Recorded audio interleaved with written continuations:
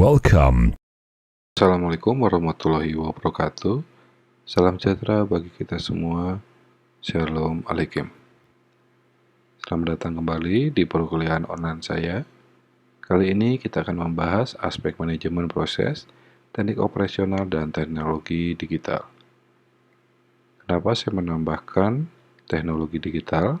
Karena perkembangan bisnis yang pesat belakangan ini merubah pandangan terhadap aspek manajemen proses atau operasional sebab berkembang pesatnya dunia digital.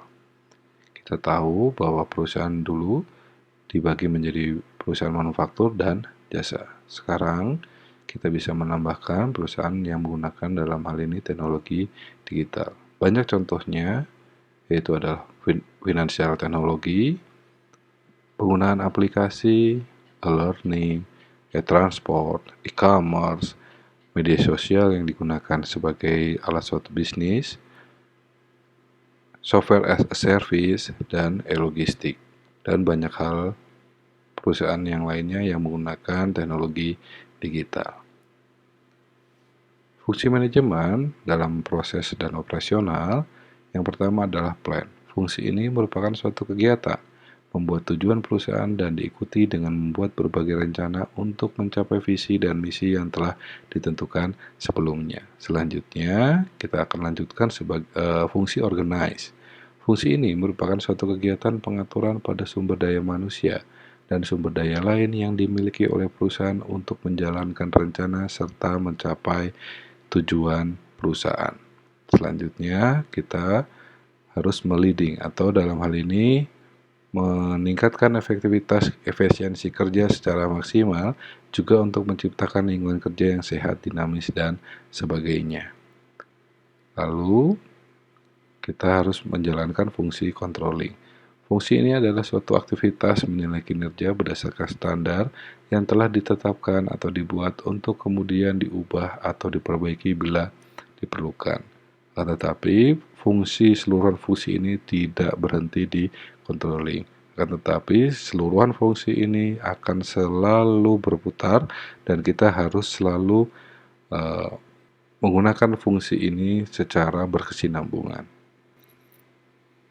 Oke, tugas inti dari proses dan operasional adalah mengubah input menjadi output. Dalam artian, menciptakan manfaat baru dari input tersebut, ya.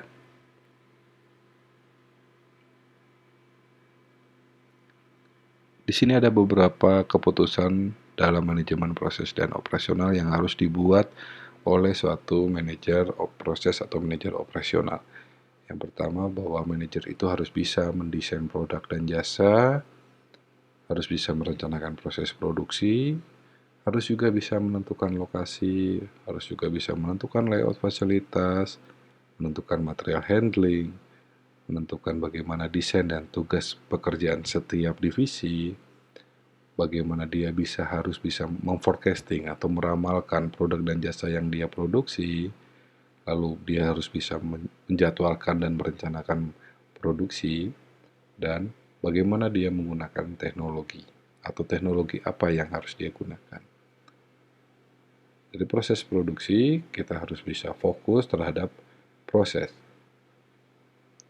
Operasional suatu bisnis harus bisa berfokus bagaimana proses atau teknis dari input menjadi output yang baik dan benar. Ya, bagaimana fokus produksi ini prosesnya harus baik, ya. Lalu fokus terhadap produk. Setelah menjadi output atau produk, apakah output produk tersebut sesuai dengan tujuan atau capaian dituju atau tidak? Jika tidak, kita lihat lagi bagaimana prosesnya. Ya, apakah prosesnya ada kesalahan atau tidak. Dan yang kita sebut adalah fokus proses berulang. Jika tidak sesuai, maka dilihat di mana letak kesalahan dalam proses. Ulangi dan lihat kembali hasil produknya. Kalau sesuai, hasil outputnya itu sesuai, prosesnya baik, produknya juga dihasilkan baik, selanjutnya tidak berhenti di situ. Lakukanlah riset and development untuk pengembangan produk selanjutnya. Di sini ada beberapa pertimbangan tentang bagaimana keputusan membuat sendiri, maklun, atau membeli. Yang pertama, apakah biaya untuk membuat produk, kita mampu tidak menanggulanginya. Kalau kita tidak mampu, maka dari itu kita bisa memaklun atau bisa membeli barang yang setengah jadi untuk memotong operasional kita, sehingga kita bisa membuat bahan yang jadi. Jadi tidak langsung tidak dari bahan baku begitu ya. Jadi kita membeli bahan setengah jadi untuk membuat bahan jadi untuk memotong biayanya. Ya. Lalu kapasitas, apakah kapasitas produksi kita cukup atau memenuhi? Contohnya misalkan kita perusahaan baju gitu ya, perusahaan garment, kita menciptakan baju. Lalu ada order 10.000 pieces. Nah, kapasitas kita per bulan itu hanya 5.000. Padahal order 10.000 baju itu harus disediakan 1 bulan. Nah, kapasitas kita kan tidak memenuhi. Kapasitas kita hanya 5.000 baju dalam 1 bulan. Yang ordernya hanya 10.000 ya. Ordernya 10.000 pieces ya. Maka dari itu kapasitas kita tidak memenuhi. Nah, kita bisa membuat keputusan maklun. Atau malah tadi sekali lagi, membeli bahan yang setengah jadi. Jadi tidak dari bahan baku sehingga kita bisa memproduksinya lebih cepat. Jadi atau lebih banyak begitu ya. Nah, kita lihat kapasitas dari perusahaan kita bagaimana. Kita mencukupi atau tidak. Kalau mencukupi ya kita buat sendiri. Kalau tidak ya kita maklunkan. Atau kita memakai strategi membeli setengah bahan, mohon maaf, kita membeli barang setengah jadi yang kita bisa membuat bahan jadi itu lebih cepat atau bisa lebih banyak ya. Oke, bagaimana kualitas dari produk kita? Dari kualitas dari produksi kita. Kalau misalkan tadi kita minta 10.000 gitu ya, tapi kualitasnya adalah grade A, padahal kita hanya bisa membuat grade B, ya pasti kita harus memaklunkan. Atau kalau memang kita grade-nya yang diminta grade A dan kualitasnya kita juga bisa membuat grade A, ya kita membuat sendiri. Biaya kita bisa tanggulangi, kapasitas kita memang 10.000, kualitasnya juga sesuai, ya kita buat sendiri. Tidak perlu maklun, tidak perlu membeli.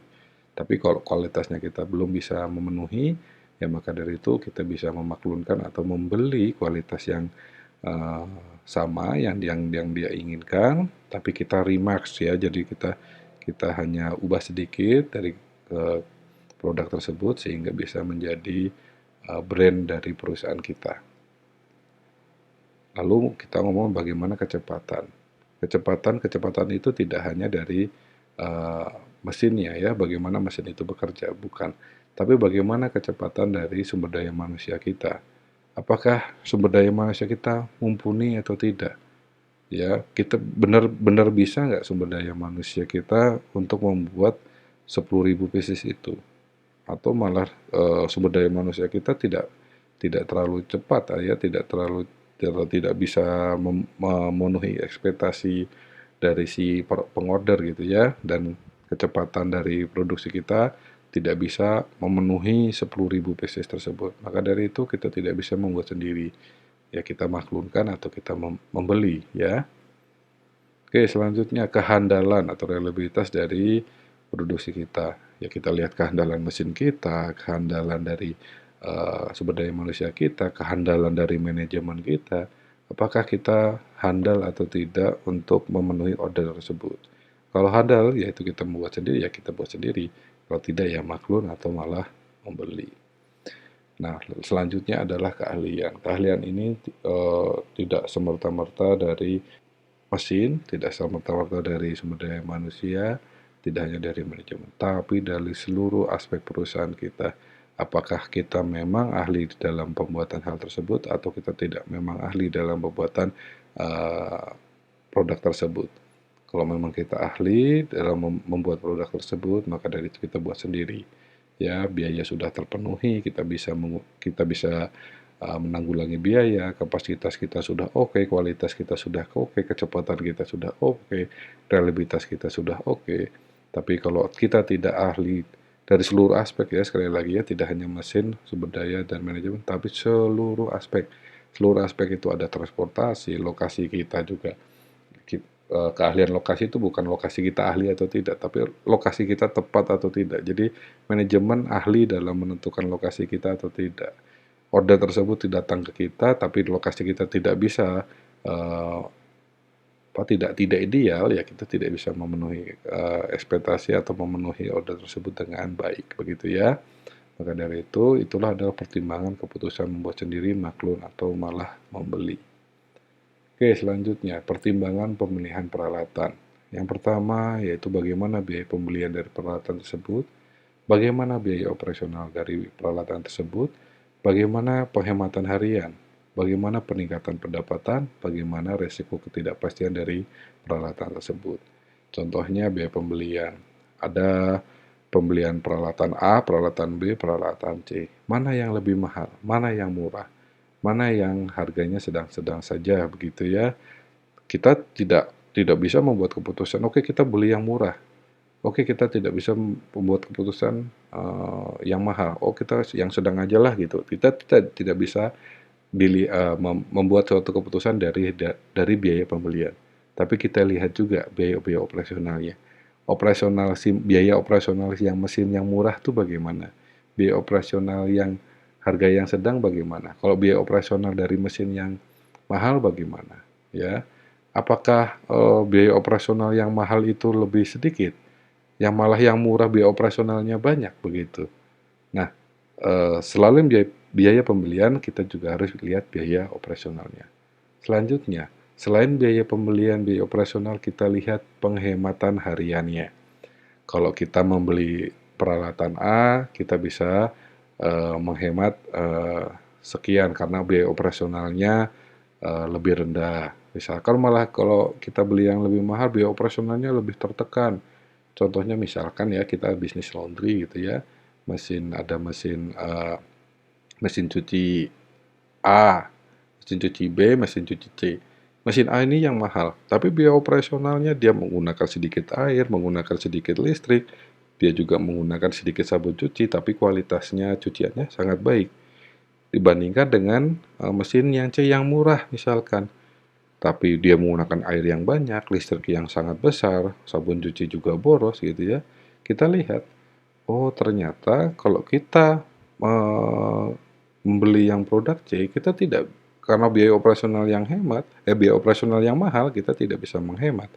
Ya, lalu kalau kita membeli mesin A, mesin cuci A, ternyata walaupun mahal, kita operasional murah, kita juga bisa menghemat. Kita lihat juga, karena mesin cuci yang mana nih, A, B, C misalkan gitu ya, setelah kita bisa tentukan biaya pembelian, biaya operasional, bagaimana penghematan dari mesin-mesin masing-masing, mana yang bisa meningkatkan pendapatan dari perusahaan kita. Mana yang menghasilkan keuntungan yang besar? Mesin mana yang menghasilkan keuntungan yang besar? Dengan biaya pembelian yang tepat, biaya operasional yang tepat, penghematan harian yang tepat, mana yang meningkatkan pendapatan kita? Dengan pemasukan sekian, dengan biaya pembelian yang cukup, biaya operasional yang cukup, penghematan yang cukup, mana yang menghasilkan pendapatan yang besar? Nah, selanjutnya adalah risiko ketidakpastian. Kita lihat, walaupun memang murah, tapi misalkan ya mesin cuci C ini memang murah, tapi garansinya bisa 2 tahun. Daya tahan mesinnya baik, bisa sampai 2 tahun atau 3 tahun. Kita bisa memilih mesin cuci tersebut karena resiko ketidakpastiannya baik. Misalkan dibandingkan dengan mesin cuci A, memang mahal, tapi garansinya cuma setahun. Daya tahannya ya paling setahun setengah lah, nggak kayak mesin yang murah 2 tahun. Atau malah kebalikannya, mesin karena ini mahal, daya tahannya bisa 5 tahun dibandingkan yang murah cuma setahun, Pak. Garansinya yang mahal ini 5 tahun, Pak. Garansi yang murah ini cuma hanya 1 tahun. Nah, dari itu semua, pertimbangan-pertimbangan itu semua kita bisa menentukan peralatan mana yang kita milih. Bagaimana biaya, sekali lagi ya, bagaimana biaya pembelian yang tepat. Bukan mahal, bukan murah, bukan sedang. Tapi bagaimana biaya pembelian yang tepat. Biaya operasional yang tepat. Penghematan harian yang maksimal. Peningkatan pendapatan yang maksimum juga pendapatannya. Dan risiko ketidakpastiannya yang pasti. Yang membuat kita aman memilih peralatan tersebut. Sehingga kita bisa tepat memilih peralatan, perusahaan kita juga akan lebih menguntungkan kalau kita memilih peralatan dengan tepat. Oke, Selanjutnya, manajer operasional itu harus membuat keputusan kapasitas operasional yang tepat. Bagaimana kita bisa mempunyai kapasitas yang baik, membuat kapasitas yang tepat, di mana mesin kita bisa memproduksi berapa per bulan. Lalu bagaimana transportasi kita untuk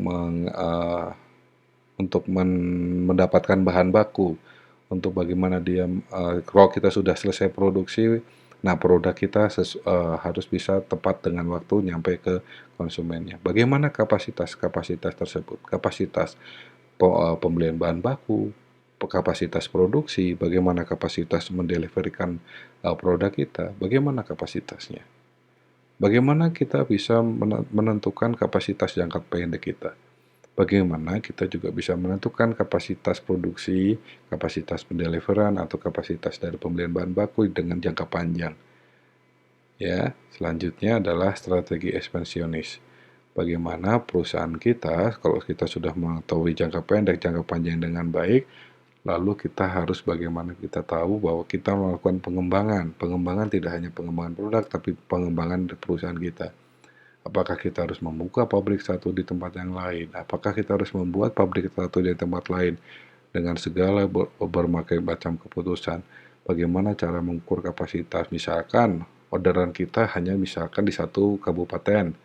Ternyata tiba-tiba karena kita sudah terkenal begitu ya, karena kita sudah mempunyai nama, perusahaan kita sudah mempunyai nama, menciptakan produk yang bagus, ternyata kita bisa dapat pesanan dari Makassar, dapat pesanan dari Kalimantan, misalkan dari Pontianak, dari Banjarmasin, dapat pesanan dari Aceh, Medan, Palembang, bisa dapat dari Bali, misalkan dapat dari Lombok ataupun dari Papua begitu ya, atau dari Manado.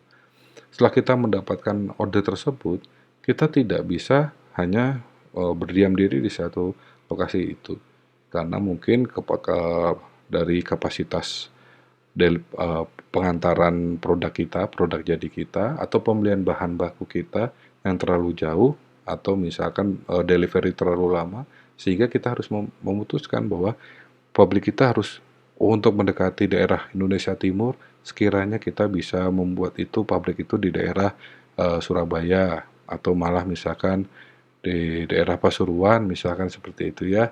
Kalau misalkan kita ke daerah barat untuk memenuhi permintaan dari barat, kita bisa membuat itu di Lampung misalkan. Atau untuk kita misalkan di daerah utara ya, untuk daerah Kalimantan, kita buat di satu titik, misalkan di Kalimantan Selatannya begitu ya, atau misalkan di Kalimantan Baratnya, atau di Kalimantan Timurnya, atau di Kalimantan Utaranya. Kita pilih salah satu kota atau kabupaten di mana kita menentukan atau menentukan tempat di mana yang kita bisa memenuhi ekspektasi kapasitas kita ya. Oke, selanjutnya. Karena tadi kita ngomong masalah daerah, ini adalah faktor penentuan lokasi. Yang pertama, kita ngomongin tenaga kerja nih. Kalau kita membuat satu bisnis atau perusahaan, kita harus juga tahu kebutuhan tenaga kerja kita. Kita butuh tenaga kerja yang terdidik atau tidak terdidik. Kalau misalkan kita di perusahaan jasa gitu ya, apalagi misalkan kita ngomong kantor hukum gitu ya, ya kita tidak bisa mengambil tenaga kerja yang "Oh, udahlah kamu nggak usah sekolah sarjana hukum, kamu tidak usah kenotariatan, kamu tidak usah lawyer, tidak perlu sekolah lawyer, kamu cukup lulusan SMP kamu bisa jadi pengacara." Kan itu tidak bisa juga. Kita harus mempunyai tenaga kerja yang terdidik ya, terdidik itu ya dia harus profesi lawyer, kalau kita butuh notaris ya dia profesi notariatan begitu ya. Kita harus tahu bisnis kita butuh tenaga kerja yang tidak terdidik atau tidak terdidik atau terdidik. Nah, kita harus tahu tenaga kerja itu berada di daerah mana, berkumpul di daerah mana. Mohon maaf ya, kalau misalkan di daerah pinggiran nih, daerah pinggiran, itu pasti banyak tenaga kerja yang tidak terdidik. Kalau kita misalkan bikin pabrik, butuh yang cuma hanya gunting, hanya cukup bisa jahit apa segala macam, ya cukuplah di daerah pinggiran ya. Gaji tidak mahal gitu ya. Untuk gaji orang yang tidak terdidik juga tidak mahal gitu ya. Atau kita malah butuh tenaga kerja yang terdidik. Nah, yang terdidik itu biasanya terpusat di daerah kota, ya di daerah-daerah maju begitu ya. Nah, kita bisa buka perusahaan itu di situ. Ya, kita bisa ambil tenaga kerja terdidik. Walaupun memang yang terdidik itu lebih mahal dibandingkan yang tidak terdidik, tapi kita juga harus bisa menentukan yang tepat. Ya, kita memang butuhnya terdidik, ya kita siap, ya kita harus menentukan lokasi itu yang tepat ya. Gitu. Selanjutnya, bagaimana transportasi antar lokasi atau daerah? Kalau kita buat suatu bisnis atau suatu perusahaan atau suatu pabrik, kita harus lihat transportasinya. Bagaimana pabrik kita, contoh kita pabrik ya, misalkan pabrik kita lebih suka impor. Impornya menggunakan kargo di laut misalkan. Nah, kita juga harus bisa menentukan lokasi yang di mana pabrik kita itu harus berdekatan dengan pelabuhan. Kita tidak bisa malah dekat yang di gunung malah ya.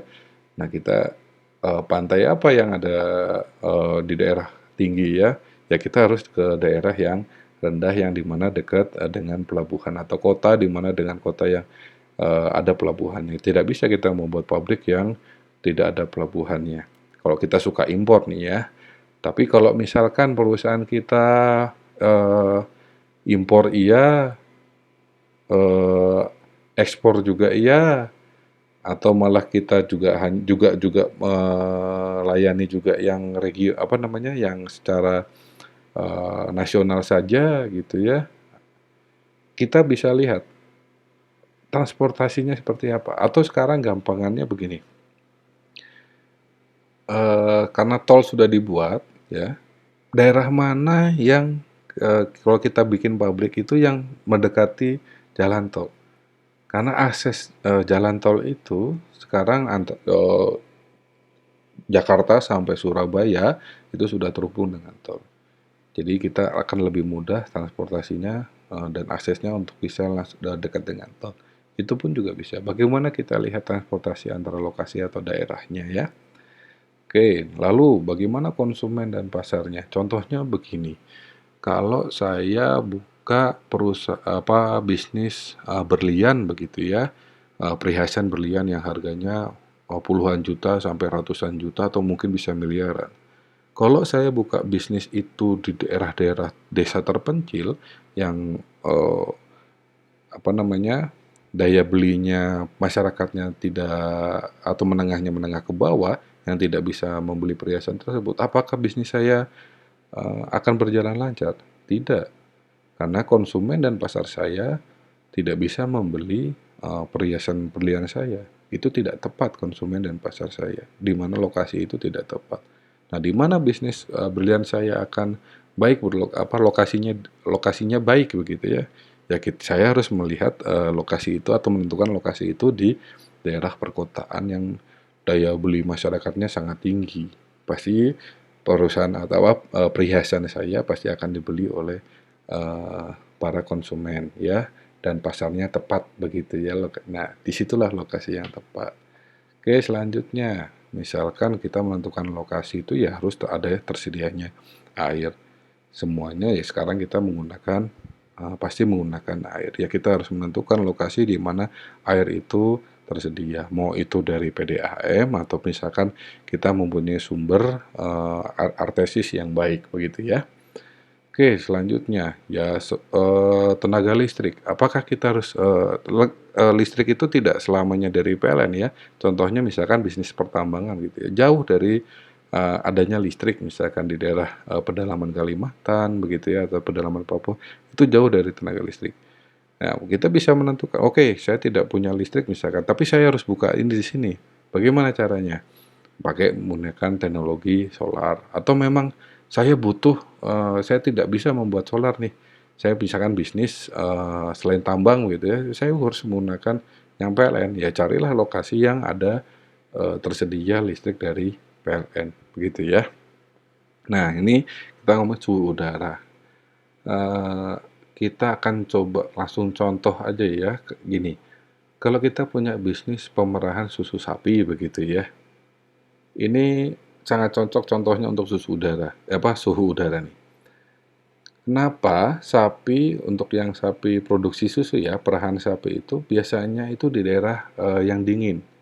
Bandung, Lembang, atau Bandung Selatan, Kuningan, Sukabumi, Subang, begitu ya, Bogor.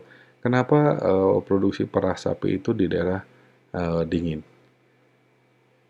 Mungkin ini ya, karena sapi harus memproduksi misalkan susu itu tidak boleh stres begitu ya, tidak boleh mungkin kepanasan, atau sapinya juga harus apa namanya menciptakan suhu apa tidak bisa produksi yang secara maksimal kalau di daerah yang panas, itu harus di daerah dingin begitu ya.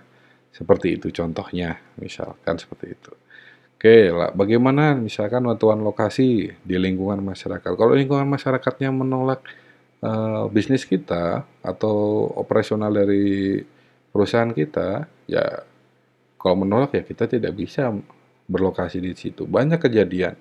Contohnya bisnis-bisnis misalkan ya kemarin yang kita tahu ada masyarakat yang eh, memprotes pabrik semen gitu ya, sampai dia memprotes sampai kakinya di semen gitu ya, dikunci oleh semen gitu ya, apa namanya dimasukkan dalam satu kotak, kotaknya kakinya dimasukkan kotak, kotaknya itu diisi semen.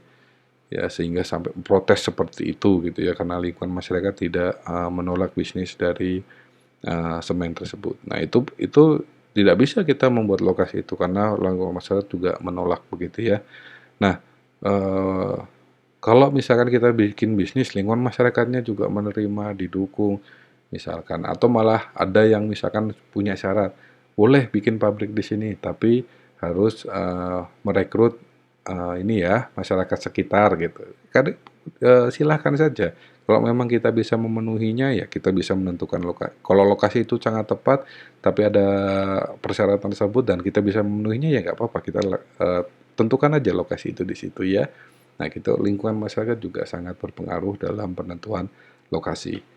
Selanjutnya, bagaimana peraturan pemerintah, mau pemerintah pusat atau pemerintah daerah atau undang-undang, ya di mana kita akan bertempat, bisnis kita akan bertempat di daerah tersebut atau di suatu negara tertentu.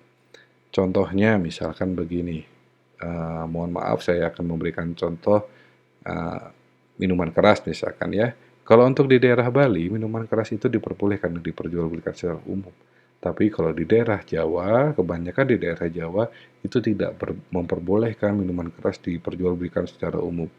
Ya, kadang-kadang ngumpet malah kadang-kadang uh, apa namanya melanggar undang-undang ya, sering diadakan razia dan seterusnya. Tapi kalau bisnis itu minuman keras di Bali, karena memang itu ada tempat wisata dan banyak orang luar negeri yang berkunjung ke Bali, dan orang luar negeri itu biasanya budayanya adalah minuman keras begitu ya, ya kita tidak bisa ini ya apa namanya melarangnya ya, sehingga jadi ya bisnis minuman keras ya bertumbuh di sana. Nah, itu adalah faktor penentuan lokasi dalam peraturan pemerintah pusat atau daerah atau undang-undang. Oke, selanjutnya. Ada beberapa metode perhitungan penentuan lokasi, tapi saya tidak akan membahas secara detail di sini karena ini adalah esensi dari kuliah manajemen operasional ya.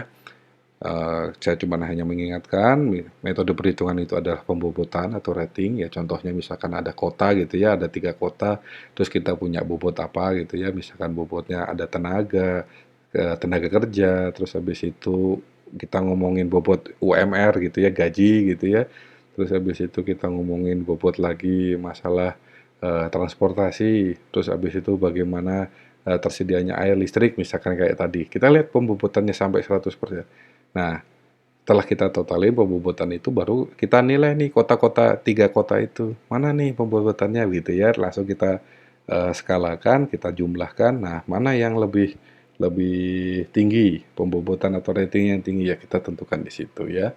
Langsung ada load distance ya dengan jarak gitu ya. Ada break even analysis location misalkan eh, kita menggunakan biaya operasional di tempat ini jauh nggak dari bahan bakunya, terus habis ini dari gajinya, dari UMR-nya, operasionalnya bagaimana, terus bagaimana kalau misalkan di sini penjualannya bagaimana, nah nanti break even-nya bagaimana. Nah, kita pilih nih lokasi mana yang tepat, kalau yang break even-nya yang baik begitu ya lokasinya. Nah, itu pakai break even. Atau center of gravity. Saya punya bahan baku, pabrik bahan baku ada di kota Karawang. Saya punya bahan baku yang di kota Purwakarta misalkan. Terus saya punya bahan baku di kota Subang. Saya punya bahan baku di kota Purwakarta misalkan. Nah, kita cari, oh ternyata center of gravity-nya itu daerah Cikampek. Nah, itu kita menggunakan, oh misalkan di peta gitu ya, punya, oh koordinat X, Y. Nah, kita menggunakan rumus, nah, sehingga kita bisa menetapkan, oh itu tengah-tengahnya itu di Cikampek tuh. Itu center of gravity-nya situ dengan perhitungan koordinat tadi, begitu ya. Nah, tapi semua itu didukung oleh perhitungan transportasi seperti Vogel, Northwest Corner, atau pakai stepping stone, atau pakai modified distribution. Gitu ya. Oke, selanjutnya faktor penting layout. Kita sudah ngomongin masalah peralatan, kita sudah ngomongin lokasi. Yang penting juga adalah layout.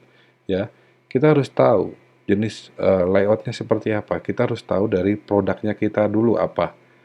Kalau kita perusahaan jasa, ya layout perusahaan kita ya tidak perlu besar-besar, ya cukup dengan kantor yang kecil, layoutnya baik, terintegrasi dengan baik, ya sudah cukup. Lalu dasar pengaturan layoutnya seperti apa, ya. Oke, kita lihat perencanaan layoutnya. Layout yang tepat itu harus bisa meningkatkan jumlah produksi, ya. Kita lihat misalkan contohnya, kita punya contoh produksi motor begitu ya. Nah, si layout ini itu harus bisa meningkatkan jumlah produksi. Kalau misalkan produksi motor awalnya jalur pertama adalah pemasangan rangka. Setelah rangka, mesin. Setelah mesin, habis itu peralatan masang speedometer, masang gas, masang karburator, masang dan seterusnya. Lalu baru aksesoris seperti jok, fairing dan seterusnya. Selanjutnya akhirnya pengisian oli dan seterusnya. Jadi itu tepat ya, layout yang tepat. Tapi kalau tiba-tiba misalkan motor itu dari rangka langsung dipasang jok, dipasang fairing misalkan, lalu baru dipasangin mesin. Itu kan masang mesin itu harus nyopotin dulu fairingnya lagi. Nah, itu layout yang tidak benar. Itu akan malah menghambat jumlah produksi. Maka dari itu layout yang benar harus meningkatkan jumlah produksi. Nah, layout juga itu harus mengurangi waktu tunggu. Tidak bisa misalkan kalau dari kayak kita ngomongin tetap yang sama ya, contohnya adalah motor begitu ya. Waktu tunggu misalkan masang masang apa namanya? Masang mesin misalkan.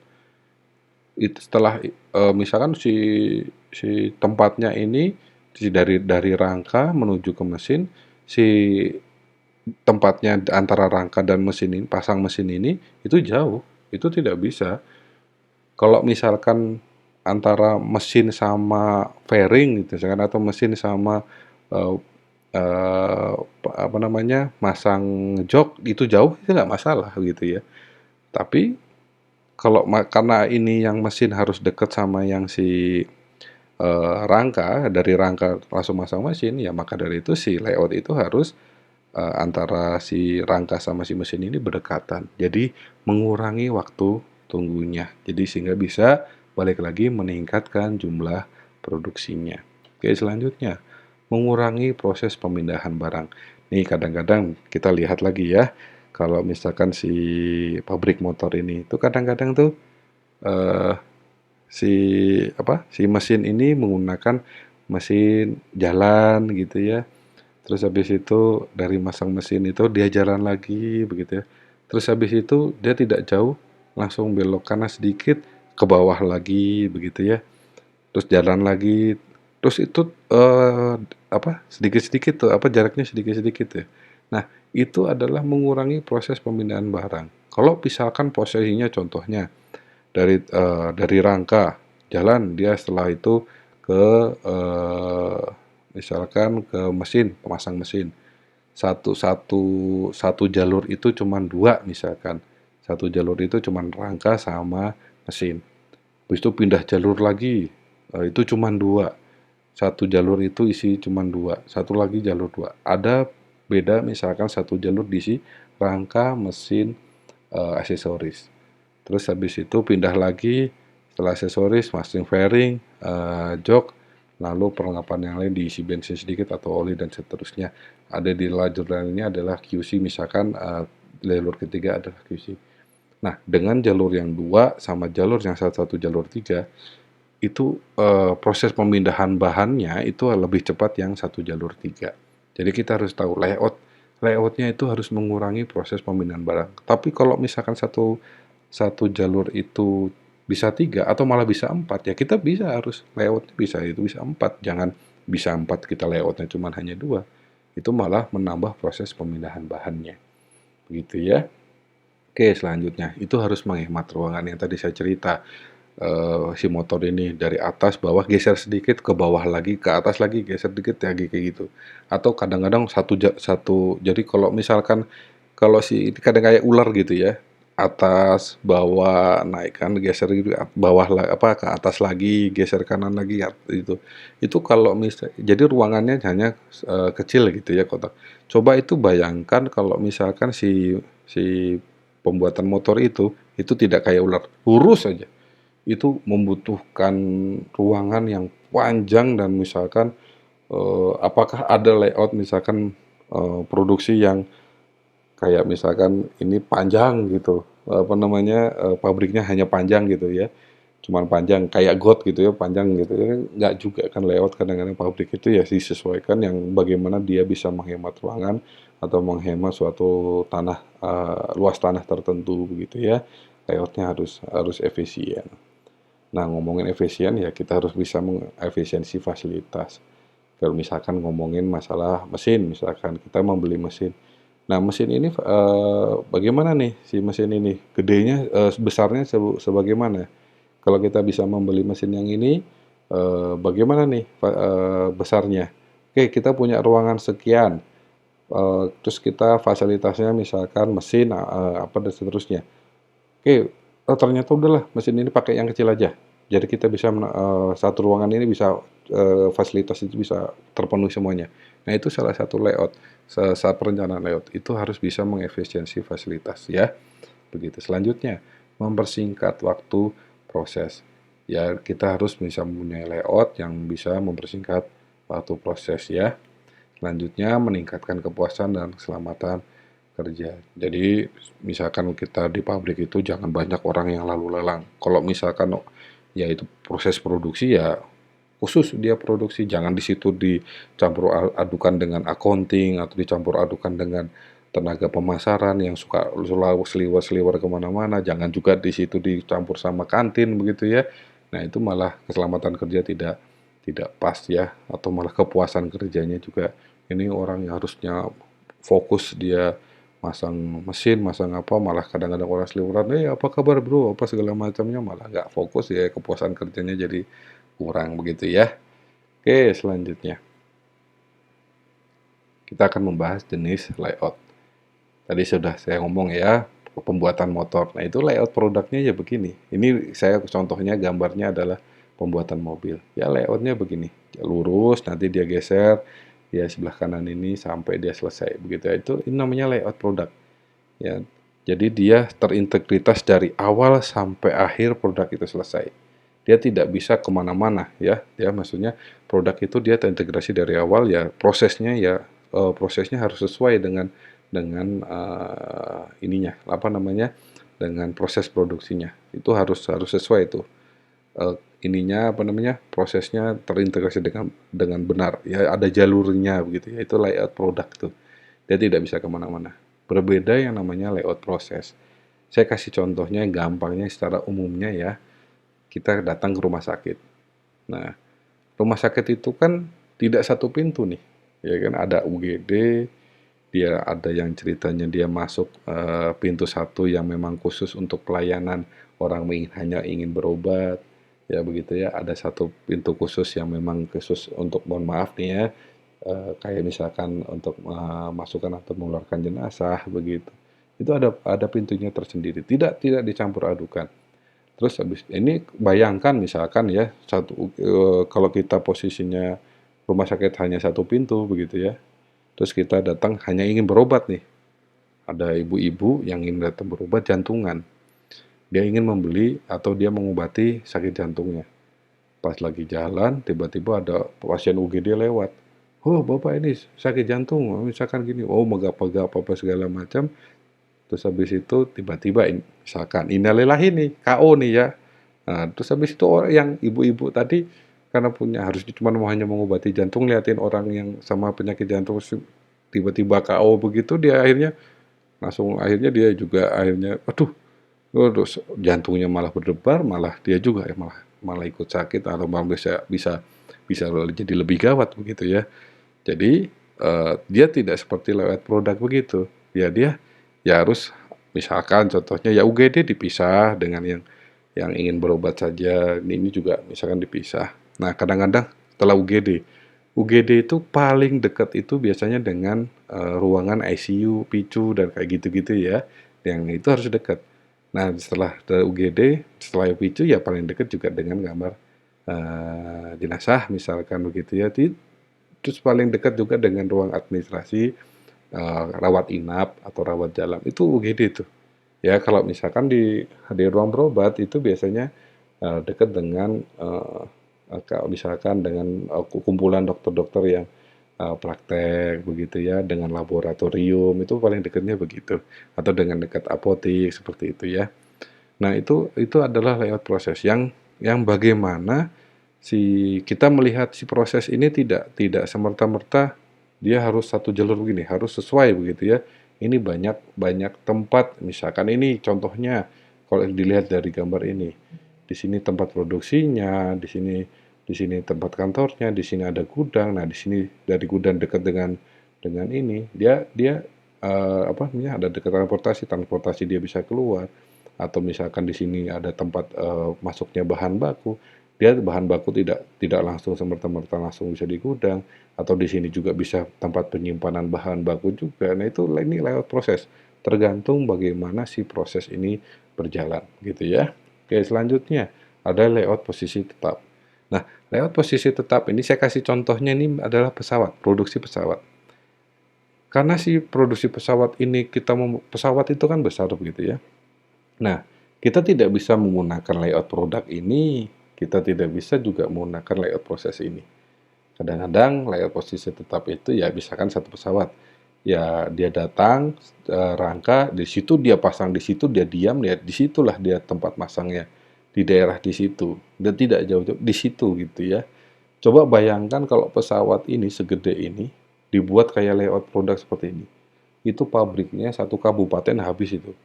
Pesawatnya itu jalan dari rangka begitu ya, masang ini satu, masang jalan, terus itu pesawat itu posisinya kalau misalkan kayak begini, pesawat jalan gitu kayak ular itu ya habis itu satu kota gitu ya pabriknya.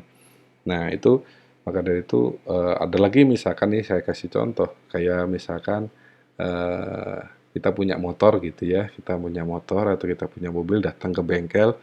Nah, datang ke bengkel itu, habis itu, motor kita di tempat itu ya diperbaikinya di situ. Nggak bisa juga kan motornya di situ, terus kita bawa sambil jalan-jalan, "Pak, udah Bapak ngerjainnya sambil ngikutin motor saya," kan nggak gitu juga. Ya motor itu harus diam di tempat, mobil itu harus diam di tempat, ditarik gitu, suruh diperbaiki di situ, selesai. Itu adalah layout posisi tetap, itu ya ceritanya ya, jenis layout. Oke, selanjutnya, kunci sukses manajemen proses atau operasional.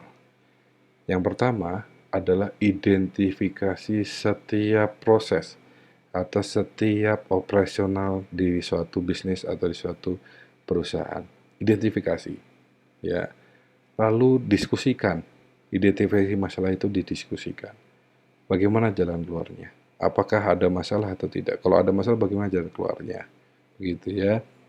Lalu pelajari, ya, pelajari setiap masalah tersebut. Lalu dokumentasikan, kalau ada kesalahan ya dokumentasikan, kalau ada keberhasilan dokumentasikan, kalau misalkan prosesnya disalah dokumentasikan, biar tidak terjadi ulangi lagi, dokumentasikan ya sebagai catatan begitu ya. Oke, selanjutnya analisis. Analisis, kenapa ini kesalahan ini terjadi?